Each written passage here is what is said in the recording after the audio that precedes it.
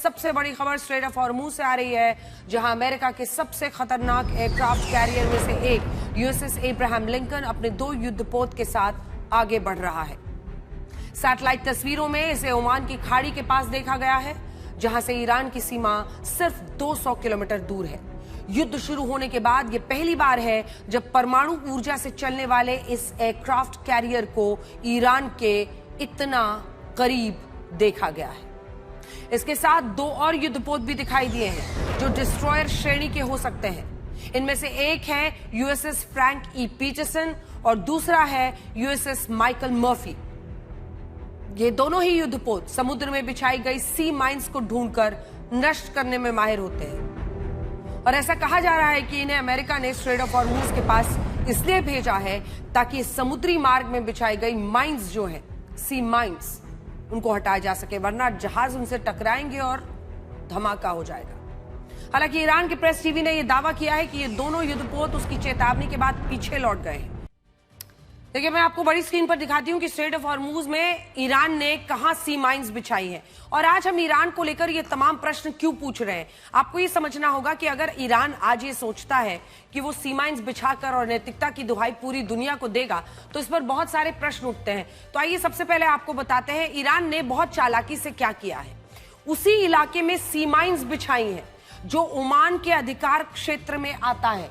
अब इस बात पर आप गौर कीजिएगा, जब आप इस पूरे स्ट्रेट ऑफ हॉर्मुज को देखेंगे तो आपको समझ में आएगा कि केशम द्वीप, लारक द्वीप, ये जो 2 रास्ते हैं, फारस की खाड़ी जाने का रास्ता है और इधर से फारस की खाड़ी से आने का रास्ता है। अब ये जो एरिया है ना ओमान का, ये वाला, इधर ओमान है, यहां पर यूएई है। जूम इन कीजिए, थोड़ा सा और जूम इन कीजिए। ये है ओमान, ओमान ये है, यूएई यहां पर है। तो ईरान ने क्या किया है कि इस क्षेत्र में उन्होंने सी माइंस बिछा दिए। अब ऊपर दिखाइए, ऊपर ईरान है पूरा, उसका ईरान का लैंड आप देख रहे हैं, तो ये आने और जाने का रास्ता है। तो जो माइंस बिछाई है ईरान ने, ये देखिए, यहां पर उन्होंने सी माइंस बिछाई है, यानी ओमान से लगती हुई जगह पर उन्होंने सी माइंस बिछाई है। ओमान के अधिकार क्षेत्र में ये सी माइंस हैं। जो इलाका ईरान की सीमा के पास है, उस इलाके को सुरक्षित रखा गया है ताकि सारे समुद्री जहाज ईरान के पास से ही गुजरे। अब इसका मतलब समझिए, आज ये सवाल हम क्यों पूछ रहे हैं कि भाई ईरान ने ऐसे रास्ते से, जहां मानवीय आधार पर अगर आप सोचें तो लोगों के लिए कच्चा तेल, लोगों के लिए गैस, लोगों के लिए जरूरी सामान जाता है जो अलग अलग देशों में पहुंचता है, उसमें सी माइंस बिछाई है। तो उसने क्यों ये सी माइंस ओमान की तरफ बिछाई है?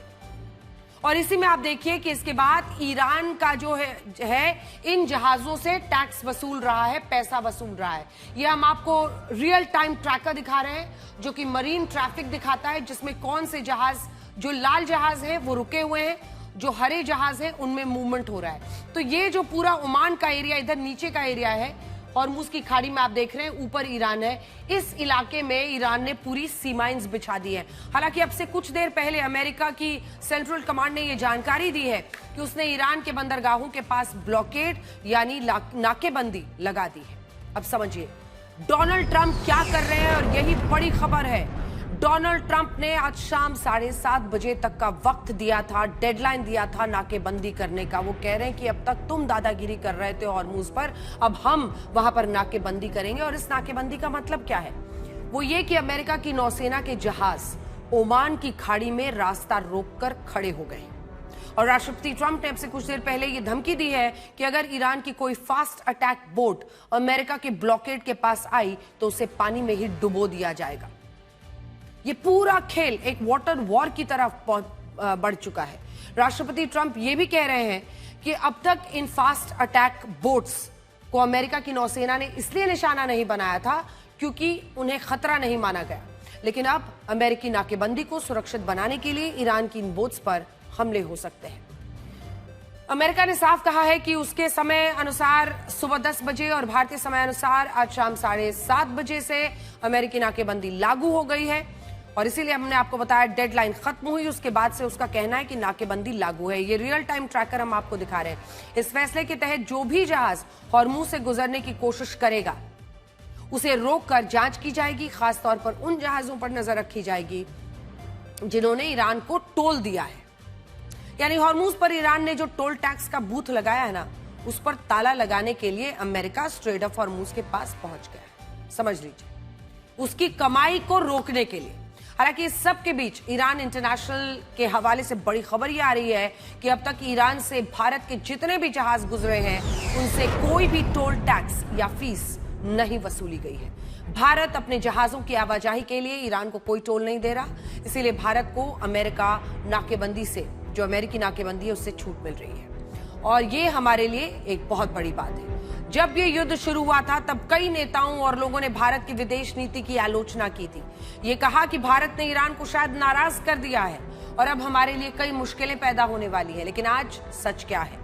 आज भारत के जहाज स्ट्रेट ऑफ हॉर्मूज को पार करके भी आ रहे हैं और ईरान हमसे टोल टैक्स भी नहीं ले रहा है, जो कि बाकी देशों से वो वसूल रहा है। या हम आपको ये काउंटडाउन भी दिखाना चाहते हैं जो ये बता रहा है कि अब अमेरिका और ईरान के बीच लागू हुए सीज फायर को खत्म होने में जानते हैं कितना वक्त बचा है? 199 घंटे, यानी 8 दिन और 7 घंटे। 14 दिनों का ये सीज फायर 8 अप्रैल को सुबह 4:02 पर लागू हुआ था और अब तक इस सीज फायर के जो 5 घंटे 17 मिनट बीते हैं उनमें अमेरिका और ईरान की इस्लामाबाद में हुई शांति वार्ता बिना नतीजा खत्म हो चुकी है। यहां यह समझना भी जरूरी है कि अमेरिका इस नाकेबंदी में किन जहाजों को रोकेगा, किन जहाजों की तलाशी लेगा और किन जहाजों को इस नाकेबंदी से छूट मिलेगी। तो सबसे पहले उन सभी जहाजों की अमेरिका द्वारा जांच की जाएगी जो ईरान के बंदरगाह और उसके तटीय इलाकों से आ रहे हैं। अमेरिका ने कहा है कि वो ओमान की खाड़ी, फारस की खाड़ी और स्ट्रेट ऑफ हॉर्मूज में मौजूद ईरान के सभी बंदरगाह से आने वाले जहाजों की तलाशी लेगा। खासकर उन जहाजों की जांच होगी जो ईरान को टोल देकर आ रहे हैं। तो खाड़ी क्षेत्र में ईरानी पोर्ट्स जहां जहां पर नाकेबंदी की बात अमेरिका कर रहा है, ईरान के जिन बंदरगाहों की अमेरिका ने नाकेबंदी की है उनमें खुर्रम शहर, माह शहर, इमाम खोमैनी बंदरगाह, खार्ग द्वीप, बुशहर, असाल्युए, लावन द्वीप, सीरी, बंदर अब्बास और चाबहार पोर्ट, सभी पोर्ट शामिल है जो आपको इस वक्त टेलीविजन स्क्रीन पर इस मैप के जरिए हम दिखा रहे हैं।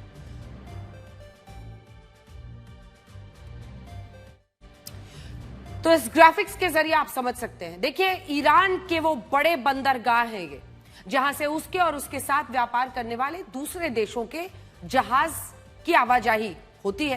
तो इसमें हम आपको हर जगह का दिखा रहे हैं। अमेरिका ने कहा है ये नाकेबंदी उन देशों के जहाजों पर लागू नहीं होगी जो खाड़ी के दूसरे देशों से आ रहे होंगे। यानी देखिए, अगर कोई जहाज यूएई से जा रहा है, आपने देखा होगा ना, यूएई में सबसे ज्यादा उन्होंने दुबई, अबू धाबी पर ईरान ने हमला किया था।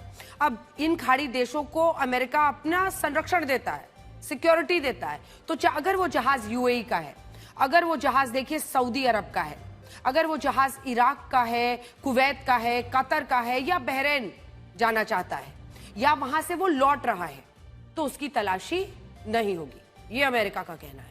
अमेरिका की ये नाकेबंदी सिर्फ और सिर्फ किसके लिए है? ईरान के लिए है। यानी कि जो जहाज ईरान को जा रहे हैं और निकल रहे हैं। हालांकि इसमें भी एक ट्विस्ट है। ट्विस्ट क्या है? ट्विस्ट ये है कि जो जहाज कच्चा तेल और गैस लेकर फारस की खाड़ी से आ रहे हैं, उन्हें स्ट्रेट ऑफ हॉर्मूज में ईरान के बंदरगाह से ही गुजरना पड़ रहा है। ईरान ने केशम द्वीप और बंदर अब्बास के आसपास ऐसा रूट बनाया है जिससे हर देश ईरान के बंदरगाह से अपना जहाज निकालने के लिए मजबूर है। अब ये जहाज ईरान के बताए रूट से निकलेंगे तो अमेरिका इन्हें इसी आधार पर रोकेगा कि ये ईरान के बंदरगाह से आ रहे हैं। इससे स्ट्रेट ऑफ हॉर्मूज से जो 4 से 5 जहाज दिन भर में गुजर भी रहे थे, वो आवाजाही भी पूरी तरह से ठप हो जाएगी।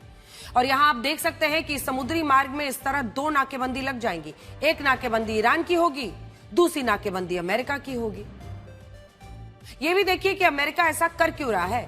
पहली कोशिश है ईरान के कच्चे तेल की आपूर्ति को ही रोक देना। जब खाड़ी के लगभग सभी देश कच्चे तेल का कम निर्यात कर रहे हैं, तब ईरान के निर्यात में ज्यादा फर्क नहीं आया है।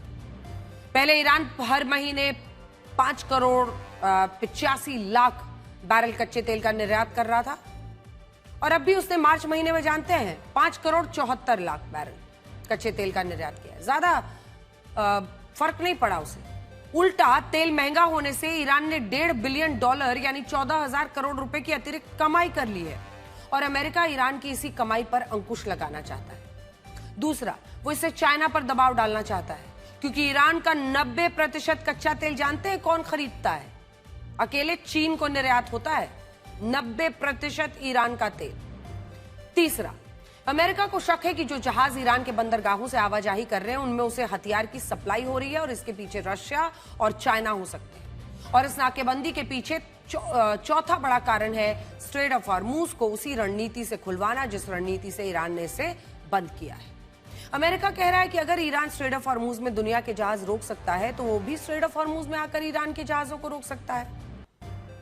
और यह स्थिति है जिसमें दोनों देशों के बीच तनाव बढ़ भी सकता है। और हमने आपको भी अभी बताया कि कैसे ईरान ने अमेरिका के 2 युद्धपोत को रोकने की कोशिश की है।